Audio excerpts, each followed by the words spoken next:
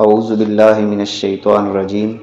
بسم اللہ الرحمن الرحیم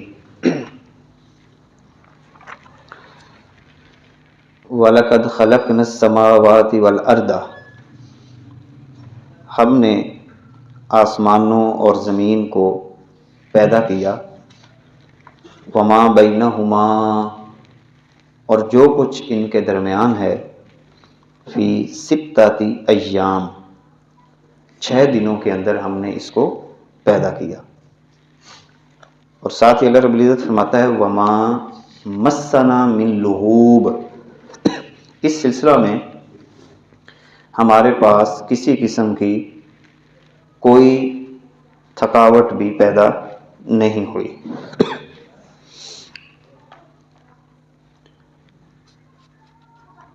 اس آیت پاک میں اللہ تعالیٰ نے آسمانوں اور زمین کی تخلیق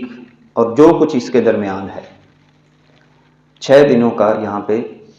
ذکر فرمایا۔ حالانکہ اللہ رب العزت کی قدرت، اللہ تعالیٰ کی شان کیا ہے کہ جب بھی وہ کسی شے کا ارادہ کرے تو کیا فرماتا ہے کن فیکون، تو وہ ہو جاتا ہے۔ اب اس کی کیا وجہ تھی؟ اس آیت پاک کے تحت بہت ساری مفسرین نے اپنی اپنی آراء قائم کی ہیں کہ 6 دنوں میں پیدا کرنے میں حکمت کیا تھی۔ اور پھر اللہ تعالیٰ نے 7 دن یہ بنائے ہیں، یہ قدرتی نظام اللہ تعالیٰ نے مرتب کیا ہوا ہے 7 دنوں کا۔ تو 7واں دن خالی کیوں رکھا؟ 6 دنوں میں کیوں پیدا کیا ساری زمین و آسمان کو؟ تو اس سلسلہ میں ایک بات جو اس سلسلہ میں آج کی گفتگو میں ہم صرف کریں گے کہ اللہ تعالیٰ جہاں قادر مطلق ہے وہاں وہ اس کائنات کے نظام کو چلانے کی انسانوں کو ہی کچھ ترتیب اور تنظیم بھی عطا فرماتا ہے۔ گویا کہ اس نے جو ایک لمحے میں سے بھی پہلے اس کائنات کی تخلیق فرما سکتا ہے، 6 دنوں کا انتخاب کیا انسانوں کو یہ بات بتانے کے لیے کہ کسی بھی کام کو آنن فانن نہ کیا جائے، بلکہ ایک خاص تنظیم اور تدبیر کے ساتھ کاموں کو سر انجام دیا جائے۔ اور یہ ایک بہت بڑا سبق ہے۔ ایک تھیوری فلاسفہ کے ہاں چلتی ہے کہ ہسٹوریکل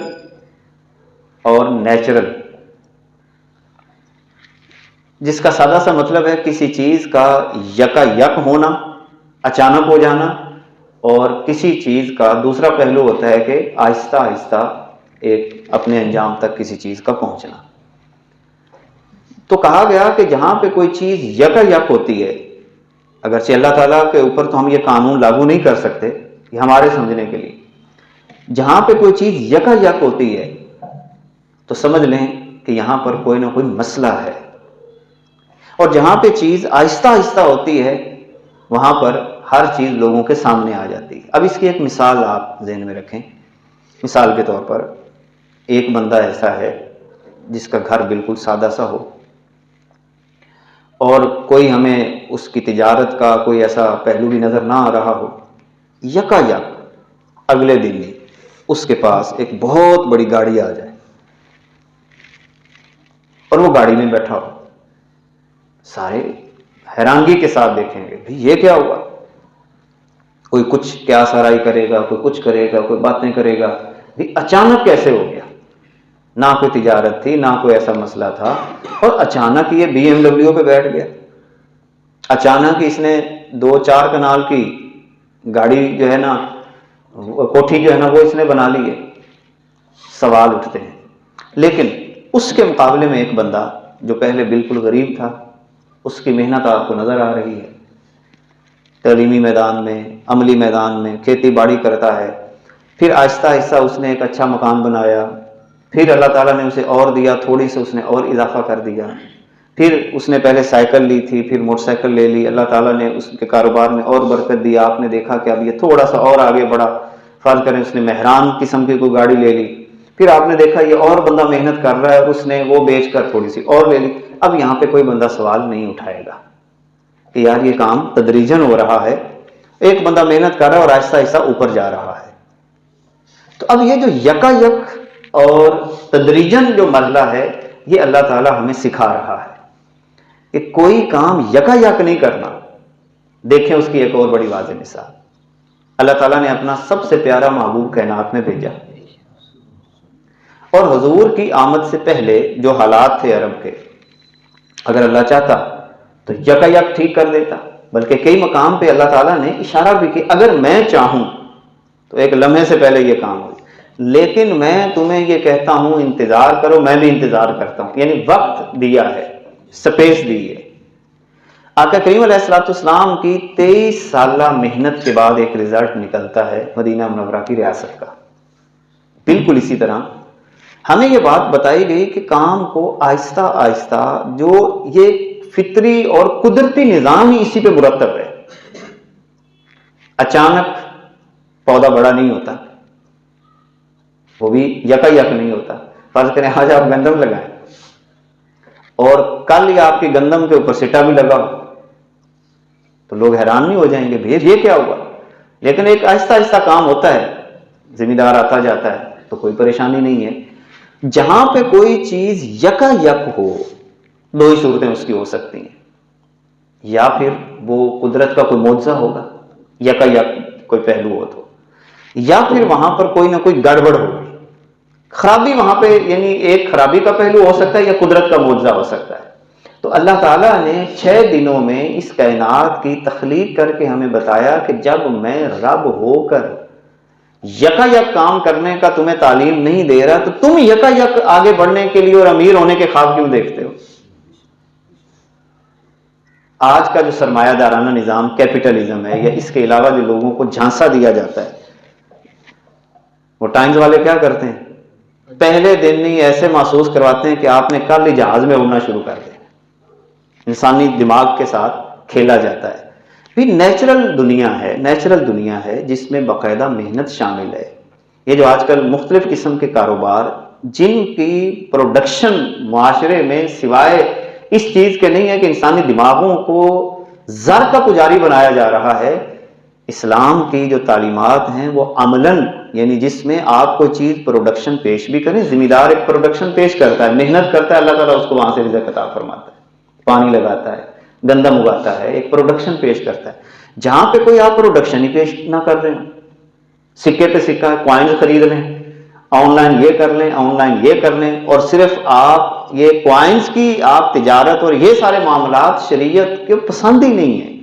پیسے سے پیسہ بڑھانا شریعت کا مطلوب ہی نہیں ہے، بلکہ شریعت کا مطلوب کیا ہے؟ باقاعدہ انویسٹمنٹ ہو، وہ کسی بھی شکل میں اس کی پروڈکشن وہاں پہ سامنے آئے، اور پھر جہاں کے سرکولیشن آف ویلتھ جس کو کہا جاتا ہے وہ والی چیز. تو کائناتی نظام سمجھانے کے لیے اللہ تعالیٰ نے 6 دنوں کے اندر پوری زمین و آسمان کو تخلیق کیا ہے کہ ہمیں سمجھانے کے لیے تدریجن کام کیے جائیں، یکا یک کام کرنے کی تمہیں ضرورت نہیں ہے. یہی بات اللہ تعالیٰ نے قرآن مقدس میں کئی مقامات پر، ہر چیز کا ایک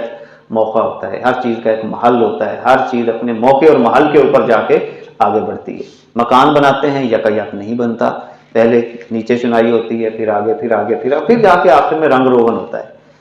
تو اس لیے ایک اصول ذہن میں رکھنا ہے، ہمیں بعض دفعہ رزلٹ دکھائے جاتے ہیں اور رزلٹ دکھا کر ذہنوں کو مفلوج کیا جاتا ہے. یہ ایسے ہی ہے جیسے ایک چھوٹا سا بچہ ہو، ابھی اس کا ذہن تھوڑا سا بھی آگے بڑھو، 5 سال 6 سال، اس کے سامنے ایک بندہ بٹھایا، لے اس نے دیکھو PhD کر لی ہے، اس نے فلاں ڈگری حاصل کر لی ہے، اور اس کو کیا جا رہا ہے اس طرح ذہنی طور پر کہ وہاں پر جیسے یہ ابھی بچہ ہے اور یہ ابھی کر لے گا. اور نہیں بھائی، اس کو یہ بتانا ہے کہ اس نے اس پروسیس تک پہنچنے کے لیے یہ مشکلات جھیلی ہیں، یہ اس کے ساتھ ہوا ہے، اس کی پوری مشقت بتائی جائے، اس کی محنت بتائی جائے، اور پھر وہاں پر کوئی 15-20 سال کے بعد یہ رزلٹ نکلتا ہے. تو گویا کہ ذہنوں کو تدریجی مراحل سکھانے چاہیے. یکا یک والا پوائنٹ جو ہے، کل ہی تم امیر ہو جاؤ گے، کل ہی تمہارے پاس یہ ہو جائے گا، یہ اسلام اور شریعت کا مزاج نہیں ہے. آقا کریم علیہ الصلوۃ والسلام اگر چاہتے تو کیا ایسا کچھ ہو نہیں سکتا تھا؟ قرآن میں اللہ نے ذکر کیا ہے نا کہ جب مشرکین نے کہا کہ اس کے پاس سونا نہیں، چاندی نہیں، تو سورہ فرقان میں اللہ نے کہا کہ اگر اے میرے محبوب اگر تیرا اللہ چاہے تو جتنا یہ گمان کر رہے ہیں نا میں اس سے بھی زیادہ تجھے دے دوں، اس سے بھی زیادہ تجھے دے دوں، مگر وہاں پر بھی ایک تدریجی مرحلہ ہے۔ دیکھیں میں آپ کو اگر تدریجی مرحلے کی بات کریں، ایک وقت ایسا تھا کہ نبی کریم صلی اللہ علیہ وسلم کے گھر میں ظاہراً کھانے کی بعد دفعہ کوئی چیز نہیں ہوا کرتی تھی، اور اس میں کوئی دو رائے نہیں ہوتی تھی۔ ایک کتاب ہے نبی کریم صلی اللہ علیہ وسلم کی معاشی زندگی، بڑی خوبصورت کتاب ہے، اس کے اندر حضور کے جو معاشی ایک سیرت ہے کہ پہلے کیا تھا پھر کیا تھا، حضور کے جو سورس آف انکم جو تھے وہ کیا کیا تھے اور کیسے معاملہ آگے بڑھتا اور حضور اس کو پھر آگے تقسیم کیسے کرتے تھے، وہ پوری ایک بڑی خوبصورت کتاب ڈاکٹر یاسین مظہری جو بہت بڑے سیرت نگار ہیں انہوں نے بڑی خوبصورت اس پہ کتاب لکھی حضور کی معاشی زندگی کے اوپر کہ اعلان نبوت سے پہلے حضور کی معیشت کیسی تھی، اعلان نبوت کے بعد سرکار کی معاشی مراحل کس طرح شروع ہوئے، پھر سورس آف انکم کیا تھے، گھریلو ماحول کیا تھا، کیا کھاتے تھے کیا پیتے تھے اور کس طرح آگے آپ نے بڑھے۔ تو شروع میں تو ایسا بالکل نہیں ہوتا تھا۔ آپ اس کی ایک بڑی مثال کہ حضور کے سامنے جب جنازہ لایا جاتا تو آپ باقاعدہ پوچھتے اس کے اوپر کوئی قرض تو نہیں ہے، تو جب حضور کو یہ بتایا جاتا کہ اس پر قرض ہے تو حضور اس کا جنازہ نہیں پڑھاتے تھے، یہ حضور کی روٹین تھی۔ مقروض کا نماز جنازہ پہلے رسول اللہ صلی اللہ علیہ وسلم نہیں پڑھاتے تھے، اور اس کی ایک خاص وجہ ہے وہ بھی میں آپ کو عرض کر دوں، چونکہ نبی کریم صلی اللہ علیہ وسلم نے جنازہ پڑھانا تھا اور پھر اگر حضور جنازہ پڑھاتے تو اس کا ممکن ہے کہ جس کا انہوں نے کوئی قرض دینا تھا وہ وہاں پر کوئی رکاوٹ نہ پیدا ہو جائے، اس لیے حضور صلی اللہ علیہ وسلم معذرت فرما کوئی اور پڑھ لیتا تھا، حضور نہیں پڑھتے تھے مقروض کا نماز جنازہ، اور اس سے قرض کی مذمت بھی گویا کہ اشارہ ہے کہ اتنی اچھی چیز نہیں ہے جس کو ہم بڑے شوق کے ساتھ آگے بڑھتے۔ اچھا پھر وقت ایسا ہے جب النبی اولا بالمؤمنین والی آیت نازل ہوئی، اللہ تعالیٰ نے اپنے محبوب کو مال غنیمت دیا، بہت سارا مال اللہ تعالیٰ نے دیا، تو پھر حضور کا معمول کیا ہوتا تھا کہ جب آپ جنازے پہ آتے تو سب سے پہلے اعلان کرتے کیا اس کا قرض کوئی ادا کرے گا، اگر تو کوئی کہتا جی ہم ادا کرتے ہیں تو حضور جنازہ پڑھا دیتے، اور اگر کوئی کہتا کہ ادا نہیں ہم کر سکتے تو حضور خود فرمایا کرتے میں خود اس کا قرض دوں گا، میرے ذمہ اس کا قرض ہو گیا، اب میں جنازہ پڑھاتا ہوں۔ یعنی حضور خود اس کا جو قرض تھا اپنے ذمہ لے لیتے تھے۔ اب دیکھیں یہ اچانک تو نہیں نہ ہوا، تدریجن ہوا ہے۔ کتاب الجنائز کے اندر ایک روایت ہے جامع ترمذی میں، حضرت خباب رضی اللہ تعالیٰ عنہ آپ کا جب بالکل آخری مراحل تھے مدینہ منورہ میں جب آ گئے تھے، پہلے تو مکہ مکرمہ میں تھے، تو آپ کے جسم کے اندر ایک کوئی خاص قسم کی بیماری آ گئی تھی، اور بیماری اتنی شدید تھی کہ لوہا گرم کر کے آپ اپنے پیٹ پہ لگایا کرتے تھے اس بیماری سے افاقے کے لیے، جو اس دور کا کوئی علاج تھا، لوہا لگاتے گرم کر کے، تو ساتھ یہ فرمایا کرتے تھے حضرت خباب رضی اللہ تعالیٰ اگر اللہ نے، اللہ کے رسول نے اور اللہ نے مجھے موت کی تمنا کرنے سے منع نہ کیا ہوتا تو میں اتنی تکلیف میں ہوں کہ موت کی میں تمنا کرتا۔ یہ صحابی رسول ہیں۔ اچھا یہاں پر یہ بھی اندازہ لگائیں، اور صحابی بھی کون سے جن کی اسلام کے ابتدا میں بہت ساری قربانیاں ہیں، یہ وہی ہیں جن کو تپتے انگاروں پہ لٹایا جاتا تھا۔ تو بیماری کا آنا، بیماری کی شدت کا آنا کسی کے نیک ہونے کے خلاف نہیں ہے، یہ ہمارے ہاں یہ غلط کنسپٹ پیدا ہو گیا۔ اور پھر اسی طرح جو بیماری آتی ہے یا تکلیف آتی ہے یہ قدرتی نظام ہے، اس کو نحوست سمجھنا یا یہ سمجھنا کہ یہ ٹھیک کیوں نہیں ہو رہی، یہ اللہ کا کام ہے۔ اسی لیے اب دیکھیں حضور کے ہوتے ہوئے انہیں تو نہیں کوئی کالا پیلا جادو کروایا، حضور حالانکہ موجود ہیں، کہ حضور اور بعض جگہوں پہ حضور علیہ السلام نے علاج فرمائے بھی ہیں، اللہ کی قدرت کے اظہار کے لیے، معجزے کے اظہار کے لیے اپنے لعاب دہن سے آپ نے پنڈلی جوڑی ہے، لعاب دہن حضرت علی مزار رضی اللہ تعالیٰ عنہ کے آنکھوں میں ڈالا، آشوب چشم ٹھیک ہو گیا، یہ ہوتا ہے کبھی کبھی ہوتا تھا، لیکن عمومی زندگی کے اندر بیماری بھی تھی۔ خود حضور علیہ الصلوۃ والسلام آپ بیمار ہو جایا کرتے تھے، بخار ہوتا تھا حضور کو، بلکہ ایک بڑی پیاری روایت میں آپ کو بطور پیار کے سناؤں، حضور ایک دفعہ آپ کو شدید بخار ہو گیا یا کوئی بیماری، تو دوائی تجویز کی گئی اور دوائی بڑی کڑوی تھی، کڑوی دوائی تھی، امہات المومنین نے یا اور بھی صحابہ جو آپ کے قریبی خاندان کے تھے، انہوں نے حضور علیہ السلام کو زبردستی وہ دوائی پلائی، کڑوی بڑی تھی، حضور علیہ السلام نے وہ دوائی پی، اللہ کی طرف سے افاقہ ہوا، حضور نے وہ دوائی کچھ بچا کے رکھی تھی، جب حضور کو افاقہ ہوا، اب جن جن نے دوائی پلائی تھی حضور نے فرمایا سارے آ جاؤ۔ دیکھ کتنا انداز تھا میرے آقا کا گھر میں رہنے،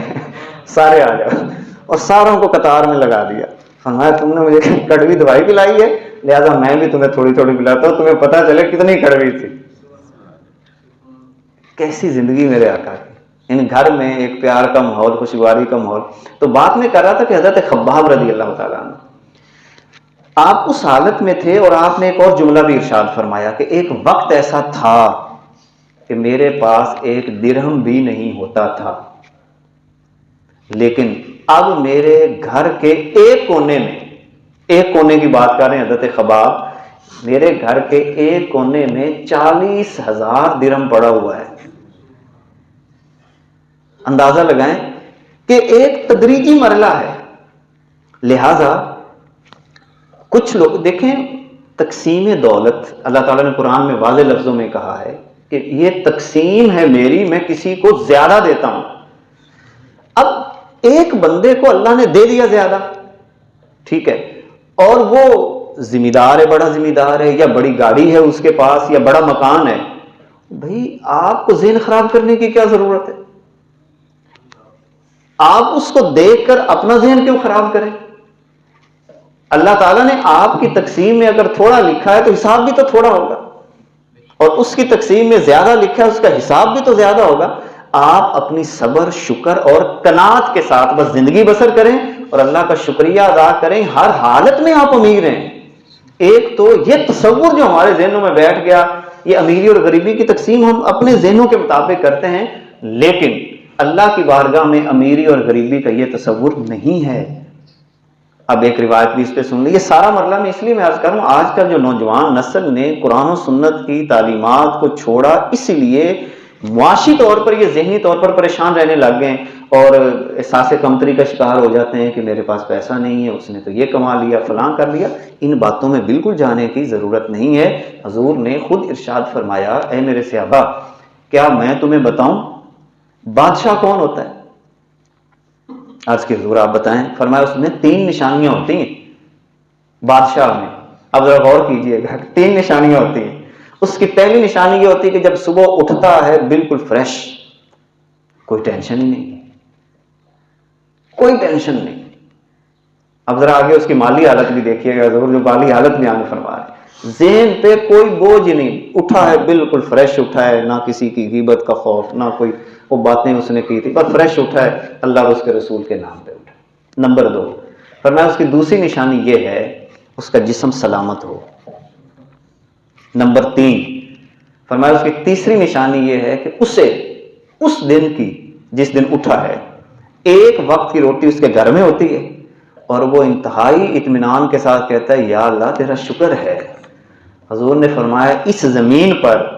اس بندے سے بڑا کوئی بادشاہ ہو سکتا ہے؟ امیر تو یہ ہوا پھر، اور ایک بندہ سونے کا نوالا بھی کھا رہا ہو، زمینیں بھی ہوں، راشن بھی سال کے پڑے ہوں، لباس بھی بے تحاشا پڑے ہوں، اور پھر بھی کہے کہ میں غریب ہوں۔ گویا کہ اسی طرح ایک اور بڑی دلچسپ بات سورہ یہ 6 دنوں کے حوالے سے اگر ہم اس کو اور آگے بڑھائیں، اللہ تعالیٰ نے اس کائنات کے نظام کو اپنی خاص وضع پہ پیدا کیا ہے۔ اللہ تعالیٰ نے قرآن مقدس میں یوم سبت کا ذکر کیا، 6 دنوں کے بعد جو ہفتے کا دن تھا اس کے لیے چھٹی کا ایک تصور دیا بنی اسرائیل کے اندر۔ یہ اللہ تعالیٰ کی رحمت کی دلیل ہے۔ دیکھیں اللہ اپنے بندوں پہ کتنا کریم ہے، فرمایا 6 دن محنت کرو، 7ویں دن ریسٹ کرو، آرام کرو۔ یہ نہیں کہ ہر وقت تم کام کاج میں لگے رہو، بلکہ قرآن کا اسلوب بڑا پیارا ہے۔ نبی کریم صلی اللہ علیہ وسلم جب رات جاگے کرتے، اور یہ زندگی میں آتے ہیں لمحات کبھی انسانی زندگی میں، تو اللہ تعالیٰ نے باقاعدہ حضور کو فرمایا اے میرے پیارے محبوب قم اللیل الا قلیلا، قرآن کی آیات ہے، رات کو تھوڑا کھڑا ہوا کر، سو جایا کر. اور آگے وجہ کیا بیان کہ فَإِنَّ لَكَ فِي النَّهَارِ سَبْحًا طَوِيلًا، اے میرے پیارے محبوب دن کو آپ نے بڑے کام کرنے ہوتے ہیں، بڑے کام کرنے ہوتے ہیں، لہذا آرام کیا. تو آرام کرنا یہ اللہ تعالیٰ کی منشا ہے، آرام کرنا، آرام کا وقت نکالنا. اچھا، اور اللہ نے جو نصیب میں لکھا ہوتا ہے وہ کہیں نہیں جا سکتا. اچھا پھر بھی بندہ غور کرے، بس ہم جتنے افراد یہاں پہ بیٹھے ہیں، ہم سارا دن کمائی جو کرتے ہیں، ذرا غور کریں اس کمائی میں سے ہم خود کتنا کھاتے ہیں، کتنا کھا لیتے ہیں، تو باقی تو کہیں اور چلا جاتا ہے. اس کا مطلب ہے کہ ہم سارا دن محنت کرنے کے بعد بھی جو ہمارے پیٹ میں جاتا ہے وہ تو کتنا کو ہوگا، تو جو جن کے نصیب میں ہوتا ہے ادھر شفٹ ہو جاتا ہے. تو اصحاب سبت کا جو قصہ اللہ نے بیان کیا کہ بھئی تم 6 دن مچھلیاں پکڑ لو، 7ویں دن تم نے کیا کرنا ہے، چھٹی کرنی ہے، آرام کرنا ہے. مگر وہ ہو گئے بے صبرے. اب انہوں نے کچھ تو ایسے تھے کہ جو، اور تھوڑے ہیں جن کا ذکر اللہ نے کرا، تھوڑے تھے جو اللہ کے اس حکم کو انہوں نے مانا اور 7 ہفتے والے دن چھٹی کرتے تھے، آرام سے ریسٹ کرتے تھے کہ بس اللہ نے کہہ دیا تو رزق آئے گا. امتحان شروع ہو گیا. بعد لوگوں نے تو وائلیشن کی، اور کیا کیا، وائلیشن کی کہ شکار کرنے چلے جاتے، اور بعض لوگوں نے ہیلا استعمال کر لیا. اس دور کے یوں سمجھ لیں کہ جیسے آج کل جی یہ فلاں مفتی نے فتویٰ دے دیا ہمارے ساتھ فلاں مفتی، تو اس دور میں بھی ایسے مفتی ہوتے تھے جو حرام کو حلال کرنے کا ہیلا بتا دیتے تھے.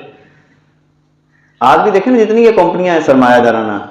چاہے کوئی بھی کمپنی ہو، اسٹیٹ لائف ہو، فلاں، جی ہمارے پاس مفتیوں کے فتوے، مفتیوں کے فتوے. بھئی ہر دور میں علماء سو بھی تو موجود ہوتے ہیں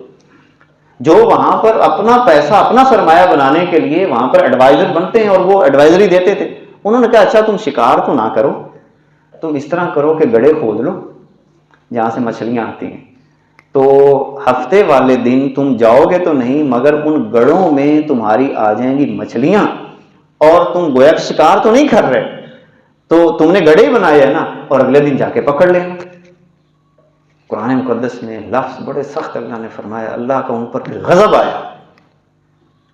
کہ تمہیں پتہ ہی نہیں کہ میں تمہیں کہہ رہا ہوں کہ جو تمہارے نصیب کا تمہیں ملے گا، اور اتنے تم بے صبرے ہو گئے. میں نے تمہیں روکا ہے کہ یہ حد کراس نہیں کرنی. تو پھر اللہ تعالیٰ نے ان کو بندر بنا دیا، یعنی بندر بنایا، اور یعنی بندر بننے کا عذاب ان پر اللہ تعالیٰ نے نازل کیا، اور ان کے جسموں میں پھر کیڑے پڑ گئے تھے. تو اندازہ لگائیں کہ جب بندہ